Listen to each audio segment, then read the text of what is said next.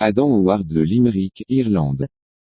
Une visite au paradis, qui a révélé quelques secrets pour le ministère l'année 1990. Je vais commencer par raconter mon témoignage. J'ai toujours été un travailleur assidu dans l'église où je me suis rassemblé. Mon pasteur a toujours loué mon travail. Dans la petite église du quartier, où tous les gens sont sérieux et vivent la parole, j'ai beaucoup appris d'eux. Cette petite église a été le fondement de mon ministère. J'ai été préparé en tant que travailleur apprécié dans ce lieu où je suis devenu révérend moi-même. J'ai appris à marcher dans la parole et à discipliner mon corps pour garder les commandements de Jésus. Le révérend Brian a été satisfait de mes services et m'a consacré comme révérend. Si le révérend m'a confié la direction de l'église, c'est parce qu'il me fait confiance.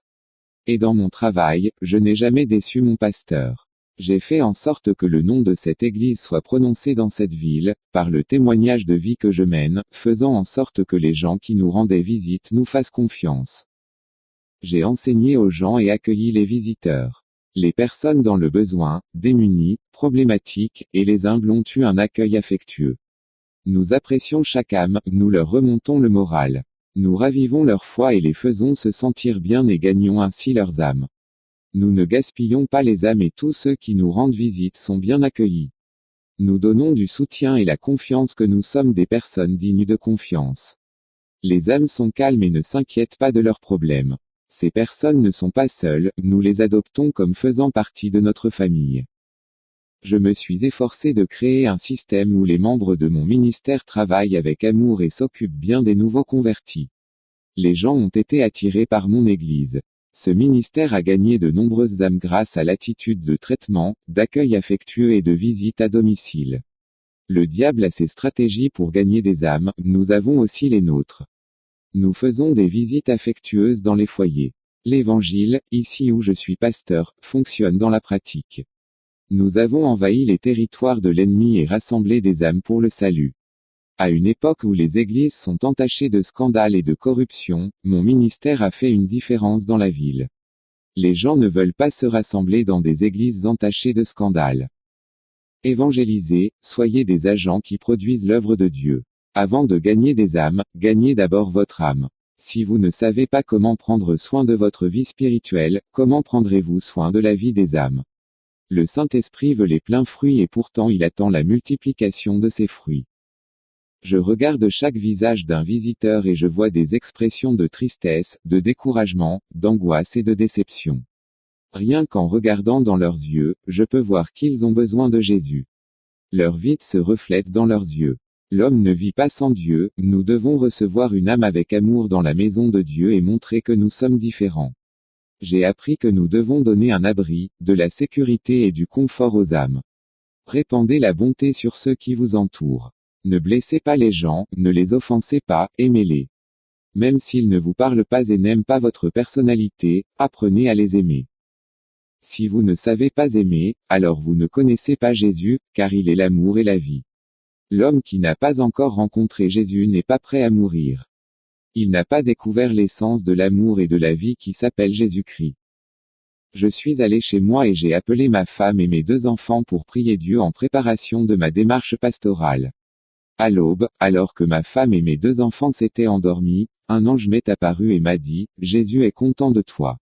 Il veut révéler les mystères cachés, je suis venu te chercher. » Quand j'ai entendu l'ange, j'ai été paralysé et je suis tombé sur le sol. Il a dit, « Vous n'adorerez que le Dieu vrai et vivant. » L'éclat qui sortait du corps de l'ange ressemblait à des fragments du soleil. Je me tenais devant cet être glorieux et mon corps restait sur le sol, inconscient.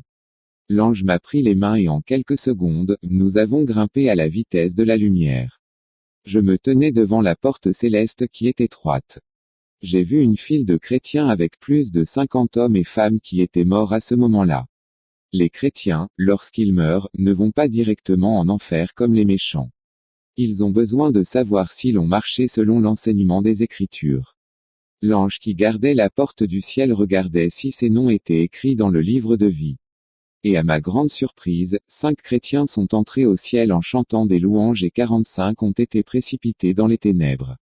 J'étais terrifié et l'ange qui était avec moi aperçut mon inquiétude. Il me fit approcher de la porte. Il a ouvert le livre de vie et a dit, son nom est ici, n'ayez pas peur. J'étais heureux et j'ai regardé mon nom mais je ne comprenais pas ces lettres qui sont très différentes des lettres de la terre. Elles ressemblaient à de petits symboles. L'ange de la porte dit, ici, dans le ciel, vous avez un autre nom. Ici, Dieu donne un nom nouveau à ceux qui sont nés de nouveau. Le vieil homme a le vieux nom, déjà le nouveau nom est pour la nouvelle créature. Rien de ce qui est terrestre ni les noms terrestres n'entreront dans le ciel. Le Père créateur de toutes choses change les noms des enfants, les enregistrant avec leur vrai nom. Les noms de la terre signifient des noms charnels, mais les noms spirituels sont ceux des personnes nées spirituellement.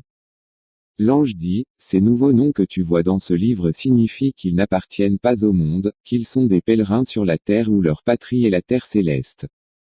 J'ai demandé à l'ange, quel est mon nom céleste? L'ange dit, je ne connais pas ton nom, il ne m'a pas été permis de le déchiffrer.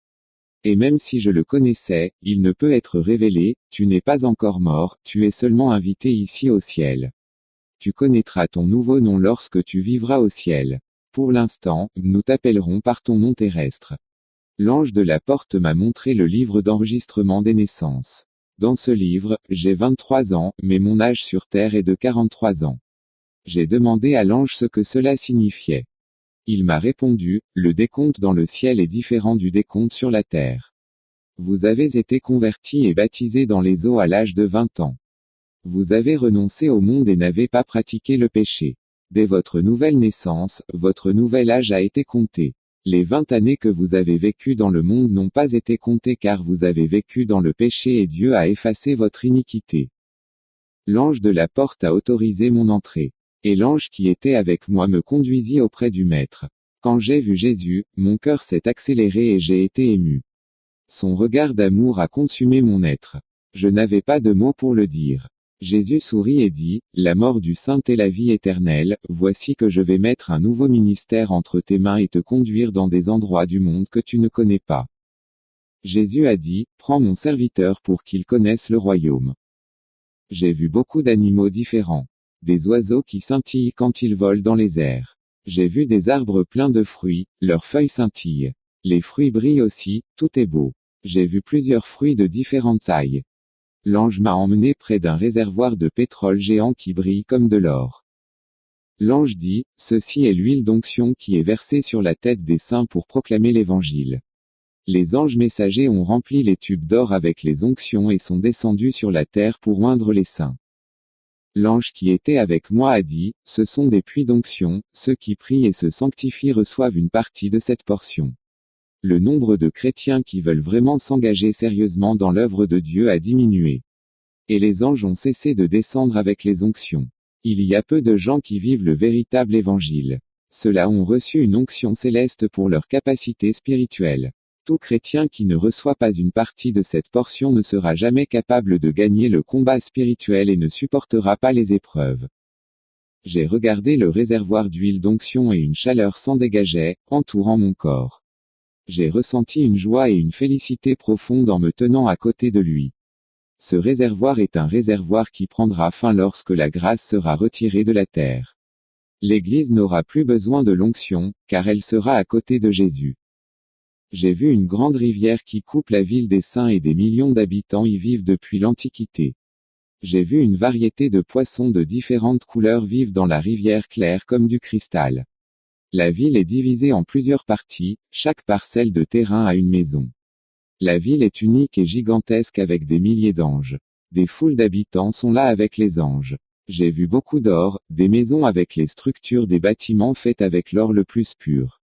Le sol est plein de pierres précieuses avec des variétés de couleurs. Chaque belle pierre a des formes géométriques variées. Tout est si splendide et si beau.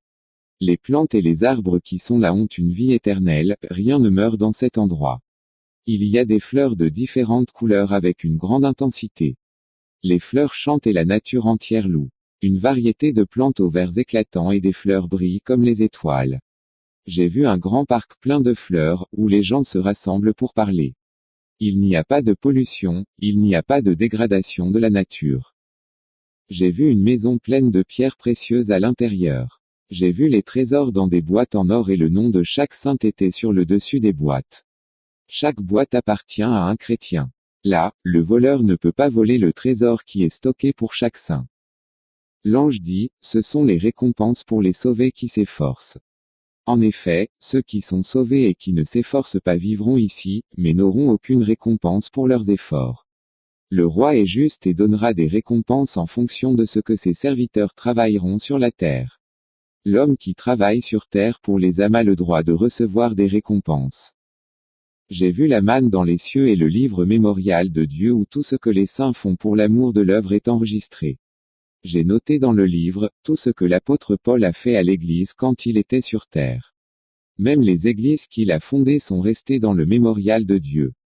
Certains chrétiens qui étaient déjà partis ont reçu leur récompense grâce à ce livre. D'autres chrétiens qui sont encore en vie et qui continuent à faire le travail sont tout notés dans ce livre. Ceux qui aident l'Église à grandir et à nourrir les orphelins mendiants, les personnes âgées et les enfants abandonnés. Ceux qui aident les veuves et les chrétiens qui viennent de loin comme missionnaires sont récompensés. Ceux qui quittent leur famille pour faire les missions dans des endroits éloignés reçoivent aussi des récompenses. Ceux qui aident un de ces petits qui n'ont nulle part où loger seront aussi récompensés. Leurs œuvres sont dans le livre du mémorial de Dieu. Plusieurs instruments de louange sont envoyés de cet endroit vers la terre. Je ne les ai jamais vus sur terre mais ils ressemblent à des hymnes de harpe. La plupart des instruments du ciel sont des bois, j'ai vu des lyres et des harpes d'or. C'est le pays céleste, le royaume des saints, gouverné par le roi qui a obtenu toute l'autorité de son Père lorsqu'il a ouvert ses bras sur la croix du calvaire. Jésus est le roi de ce royaume qui marche parmi son peuple. J'ai vu une variété de maisons de diamants vides qui n'ont pas été inaugurées, à l'exception de celles que j'ai vues avec les habitants à l'intérieur. Ces maisons vides attendent les justes qui vivent encore sur terre. J'ai vu des anges, des archanges, ils sont forts et chefs de guerre. L'ange m'a renvoyé et je me suis réveillé dans un lit d'hôpital. Ma femme était à mes côtés. Elle a dit qu'elle m'avait appelé mais que je ne m'étais pas réveillé. Elle était allongée sur le sol de la maison et elle a appelé les secours pour qu'ils me prennent. Je lui ai raconté mon expérience. Elle pensait que je m'étais cogné la tête et que j'étais folle. Elle est rentrée chez elle et m'a laissé à l'hôpital. Elle a dit que j'irais mieux. La nuit, un démon m'est apparu et a touché ma colonne vertébrale. Il m'a détesté et a disparu. À l'aube, le médecin m'a fait sortir de l'hôpital, mais je ne pouvais pas sortir du lit. Je ne sentais pas mes jambes. Mon médecin a vérifié ce qui se passait. Les tests ont été faits et j'ai découvert que j'étais paralysé. Cela a été un choc pour moi. J'ai pensé à ma femme, à mes enfants, à mon travail et à l'église dans laquelle je sers.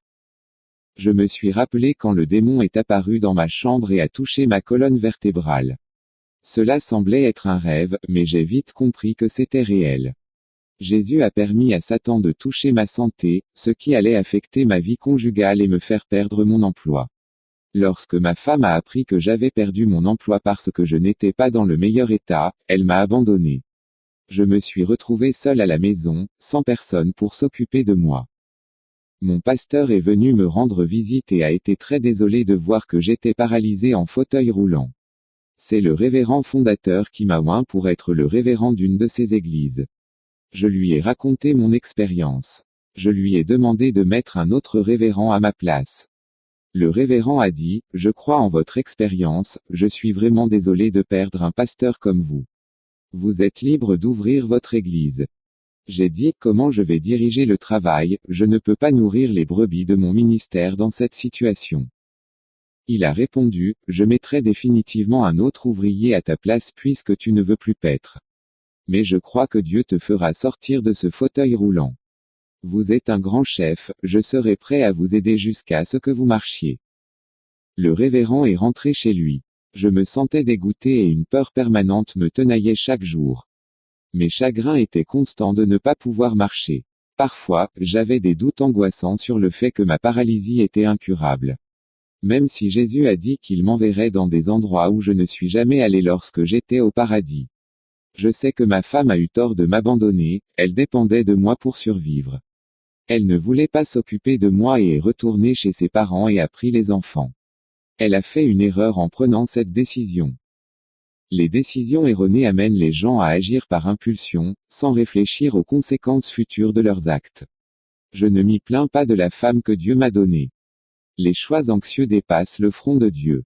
Il est de mon devoir à ce moment-là de marcher avec Dieu, tout comme Abraham a marché.